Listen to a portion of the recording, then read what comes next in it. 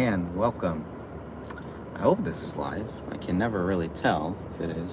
Usually it does not make it live. We'll see. I guess only one way to find out. Whoa, what a crazy time. Crazy days here. And I think the shock is still there. It's wearing off a little bit for some of us, I'm sure. The more that we find out, the more that we hear. And I'm not convinced in this lone gunman nonsense. Just not buying it. Not buying it. Not afraid to be wrong at all, but I just not buying it. There's no way this was some lone random thing. No, I just do not believe that. I find it very hard to buy. The other thing is how close this person was. That is ridiculous. I mean, that is Oswald level. What do they call that? The grassy knoll type stuff. It's very frustrating. And we know what's going to happen. But they've been talking about this. This was the only thing left. They couldn't get him any other way. And they couldn't get him this way either. Thank God. Thank the Lord above. And I heard many people say that's the only thing that saved him. There was the few good posts that I saw about this guy was a registered Republican, and in his state, it was a closed primary. So the only way for him to vote for or to vote against Trump was to be a registered Republican in his state. So that could be why he was a registered Republican in his state. This guy named Crooks.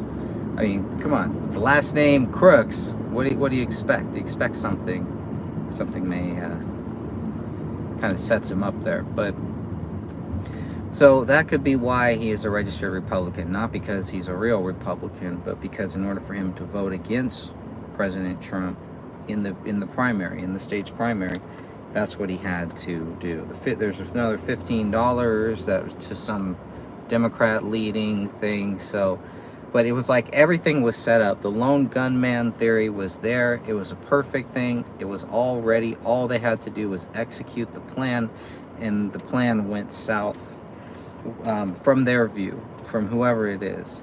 And again, I just do not believe it's just some lone gunman who acted on his own. Just not buying it. Not buying it. And so I'm looking forward to Congress investigating this. I'm looking forward to President Trump investigating this once he gets back in office. And if he gets back in office and gets a chance to investigate this, things are going to change. Heads are going to roll. We're going to find out a lot more. But that's why there's going to be a massive cover-up right now at this point. They will do whatever they can to try to cover up as much as possible to hide the evidence. So they're going through this guy's cell phone right now. The connections of what they find, that will be the kicker. This is only days after President Trump said that he would release all of the JFK files when he gets back in office. He has again vowed to release the 9/11 files. A lot of people, including myself, don't really buy it because he said that back in 2016 and then didn't do it. So one of the court cases got dropped, which is a good thing. The Florida one got dropped. So there's still a few more that we're waiting for to see what happened, but they're all kind of on hold. The rhetoric from Biden, from the Democrats, who are all saying, oh, this is bad, this guy, we can't let him back in, he's Hitler, he's a dictator, etc., etc. And that's what it's always been about, is they don't treat President Trump the way that they've treated any other president in my lifetime, or any president that I've ever seen. At least in the last 50, 60, 70 years. Maybe we're going backwards a little bit to move forward. Trump had a whole speech prepared for Thursday that was going to be more of the same, probably more of the same that we were hearing for the last 2 years. And now he ripped it up, threw it up, and now things are changing. Trump's speech is going to be something completely different. It's going to be a lot more peaceful, a lot more eye-opening, but a lot more about the unity of this country again. And the way to make America great again is to get President Trump back in office. Then we need to figure out what happened in 2020. And we may find out that we may find out some very interesting things about 2020. Trump on Truth Social. Please, if you're not on Truth Social, it's definitely time to join Truth Social. Trump posted something about RFK Jr., how they need to get him Secret Service protection ASAP. We are past the 120-day mark where the Biden administration was saying, well, we haven't reached that mark yet. We haven't reached that mark. Nobody's talking about reaching that mark because they've reached the mark now. So it was like, well, 120 days, then he can get Secret Service protection. If the Biden administration does not give him Secret Service protection at this point, I mean, what do they expect people to think? What are we supposed to conclude about RFK Jr. and Biden? The targeting, the attacking of political opponents it's off the charts, and it's right in our face, and everything is right there that we can see what is happening here. Hopefully a lot of people can see. You're still seeing the same old with some people who hate Trump. They're not going to get past it. They're not going to go beyond thinking this. I don't think so. Maybe some of them will. I heard that the Morning Joe show, they're not even airing that show because they're fearful that the commentators are just going to come out and start spewing the same hatred that they have been spewing. The rhetoric is not on the MAGA side. It's not on the pro-Trump side or the pro-Kennedy side. The violent rhetoric has and always has been and is still currently on the Biden side, on these crazy people who think that Trump is some evil person, and he's not. He's just another human being just like us. It's by their actions that we will know them. And when you look at what Trump has done, his actions in office, there's nothing violent there. The whole January 6th thing is a complete joke. It's another op. These are CIA operations. There's absolutely no doubt in my mind. What we saw on Saturday is so similar to what happened with President John F. Kennedy. Nobody should have gotten that close to John F. Kennedy, President John F. Kennedy. They would have never had him drive down that road, that street. It should have never happened. Just like Trump, this should have never happened. There's no way that they could look at that scene and say, oh, that's cool, there's a roof over there, we're not going to even go and guard it. And the other thing is that there were police officers over in that area too. So now they have to be questioned. And why was nobody securing that area? The Secret Service is blaming the cops, obviously. And I'm sure the cops are going to turn around and blame the Secret Service. I think most of the country is going to blame the Secret Service because this is your job, is to protect the president, 24/7. And then I also heard that the reason why that the Secret Service may have been short-staffed because they had to have extra people guard Biden's wife. So they took more Secret Service security away from Trump to protect Biden's wife. So, and there's never been any threats there. It's so frustrating. And the confusion, the thing I'm still very confused about is I want to understand, right or wrong, where those first reports came of multiple shooters, a second shooter. You can hear the pops, you can hear what's happening. You see the sniper, the reactions. There's just so many different questions. And I have not searched social media to look at some of the more wild theories or the more questionable ones, or the ones that may have popped up early on that are now kind of fading out.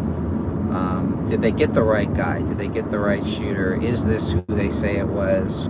What are the parents going to be involved in? The police interrogations of the parents, will those videos come out? Will we get to see those? What did the police say? Are the families going to sue the parents or try to get the parents put in jail? What does the state do? What is that state's rule?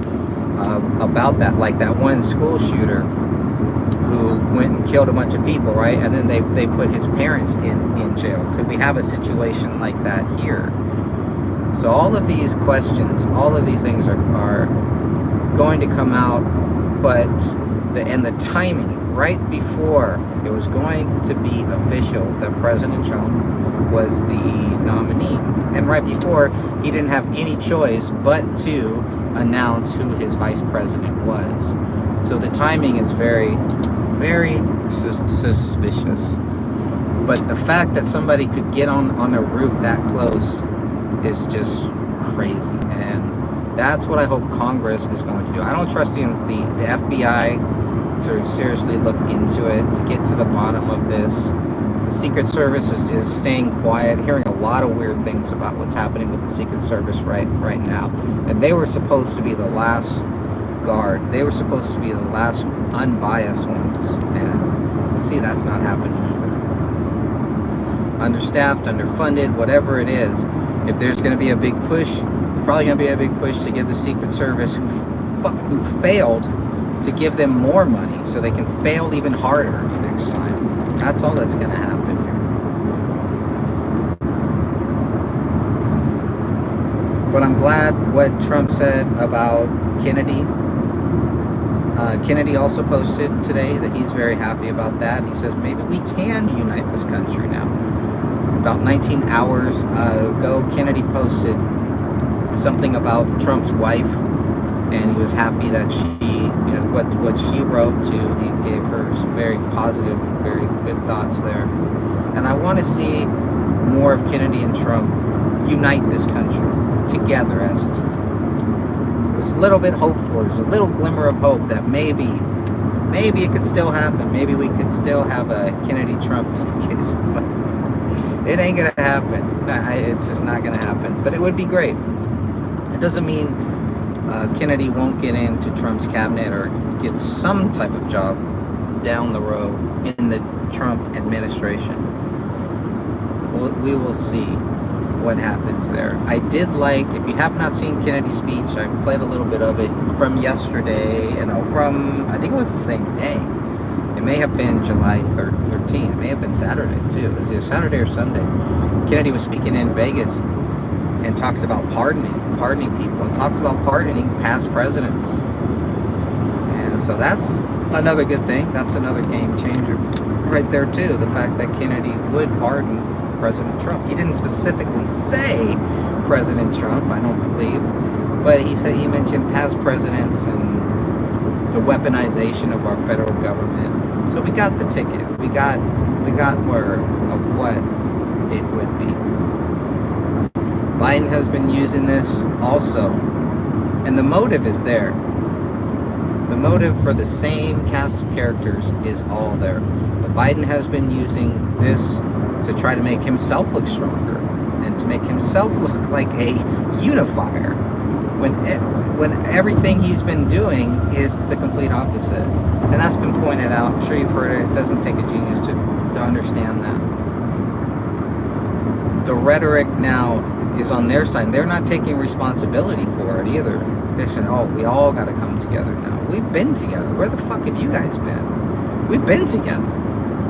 We've been trying to unite this country no matter what. And that's why you see the response at the MAGA rally is a lot different than what you would see if this would have been a Democrat who was fired on. The response would be a lot different. And the big wrench here is these left-leaning protesters who are going to come out, who wanted to show up, who I think they tried to sue or something. They tried to force the courts to allow these protesters inside of the RNC convention, not in these free speech zones. Can you imagine what that would have been like? It's wild. It's a wild time. So these protesters now what are they gonna do, right? They gotta calm down a little bit too. They gotta chill out. Are they going to? I doubt it. We'll see. I want to be pleasantly surprised that the Democrats start being less violent. The Democrat supporters, the anti-Trump people need to start being less violent. It's not the MAGA people. It never was and it never will be. It's not the Christians that are out there protesting, that are out there rioting, that are out there sitting in front of people's cars so they can't go on a freaking freeway or a street. It's not the MAGA people out there who are posting pictures of presidents' heads, who are talking about blowing up our freaking White House. It's not the MAGA people that have been doing that. So they had to create January 6th. They had to create that. And some people fell for it. I think as time goes on, they're going to find out this is another 911. This is another inside job. And I think a lot of people get that. Even a lot of people who don't like Trump get that. They understand that. Hey there, how are you? Dark City, or Dork City. I want to say Dark City, because that's what I remember, that movie Dark City. But Dork City, thank you, much appreciated. And I probably will be going live this evening, later tonight too. But I'm very, very upset about it, and just very worried about the future of this country. And I try not to think about what could have happened. Let's talk about what did happen and why it happened. I just feel like a lot of people wanted President Trump dead. They wanted him dead. And when that didn't happen, it was like, oh crap, we really messed up now. Now what's going to happen? I mean, if that didn't do it, just like Biden said, the only way that Biden was ever going to drop out of the race is if God took him out. Well, same thing is true with President Trump. He's not dropping out. He's not going anywhere, no matter what they do to him, unless it's God's will. God spoke pretty clearly on Saturday, I think, and those images are going to remain forever. So I do hope this, people do learn from this. It sounds like Trump has learned from it. There's a New York Post article that's really good. I read it this morning. It's definitely worth reading. I was gonna go one of these newspaper stands, try to find a copy of it. It's that good. It's that good. And it goes into some of the details, like President Trump says, I shouldn't even be here. He understands. And he also says this was kind of like a wake-up call for him, too. So even he's kind of going to tone down things. But the things he was saying was never about violence. It was never, there's no violence Trump needs to tone down, because he was never pro-violence. That's not true on the other side. It's not true for the Biden team, for the Biden supporters, and even for these radicals who really don't care if it's Biden or if it's Harris or if it's somebody else. It's just they do not want Trump in there, and I don't believe they even understand why. A lot of them are just going to go with the flow. It's like, if you look at these riots in the last 4 or 5 years, you'd have a pretty small group, violent, active group of Black Box, or I think it's Black, I can't even think of it, Black Bloc, I think it was. All these pretty much terrorists here who were running around breaking windows, and I remember we used to see them in California, and they were paid operatives.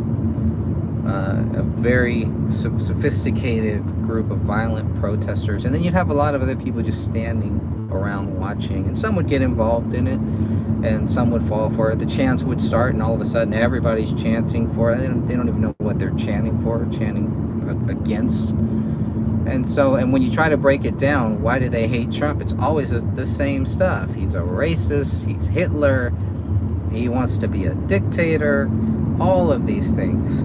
And this is what happens when a lot is taken out of context. It's really what happens when you don't understand President Trump's humor, whether you like his humor or not. I tend to like his humor. And so, I don't know. I'm just so frustrated. I'm sure I'm not the only one. But again, it's not about, hey, we're all bad, all of us need to calm down. We've been calm.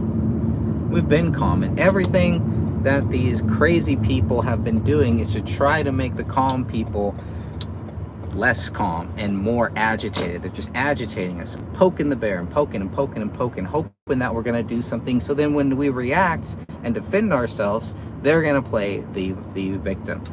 That's the whole thing. That is the game. Then they can use that to take away more rights, to bring in more New World Order. That is the plan. And I think a lot of people see it, no doubt, in my mind. So I reached my destination here. So rant will be over in a minute, but let me see if I think I missed. There's a video after the shot and Trump looks in the camera and says fight maybe 3 times. Yeah, fight, fight, fight. It's crazy. I actually, in 2019, I actually wrote a song that was called Fight, and I was gonna rebroadcast that on my channel here too, because it's so relevant. Even though it was written way back then, it's a good fight song. So I may repost that later here. But yeah, fight, fight, fight. And it was scary because he was down. He was down for a while. It's scary to think how the Secret Service reacted. I know they're getting a lot of praise for what they did, but there's still a lot of Secret Service questions. The whole DEI thing, and of course, the Secret Service. You want the best and the brightest with any of these things. You want in the military. You want the best and the brightest, the best capable. You don't hire people because of their race. You don't hire people because of their gender or because they're of their ingender, because they're of their gender confusion, which is what we see a lot. Yeah, I will. I think I will. I was thinking about that today. I will probably repost that. I was gonna re-edit it maybe and add some of the Trump footage to it. But it was a fight song, and it was one of my favorite songs from my last album back in 2019. I released in 2020, and I haven't really done anything lately. I've written a couple songs, but I have not actually gone back to the studio or anything to redo it, just with life and all that stuff. But one day, but maybe I will repost that pretty soon here. And it's crazy because the chorus is, some of it is fight for your soul and fight, fight, fight. That's actually one of the background choruses that I did. It's very faint. So when I was watching that, and he gets up and he's like, fight, fight, fight. It's like, wow, this is crazy. So it's all meant to be. All history. All right. I am going to sign off there. Thank you, Dork City. Appreciate it. I don't know if you're on YouTube or anywhere else, but BitChute. I know you're on BitChute. But thank you for being here. I'll be back later tonight. I'm live streaming right now the Republican National Convention, day 1. And we'll see. I forget who's speaking tonight. I forget who it is. But anyways, I'll be covering that and just be watching it and probably be live streaming for a little bit later on this evening. All right, God bless you all. Have a great day. Until next time.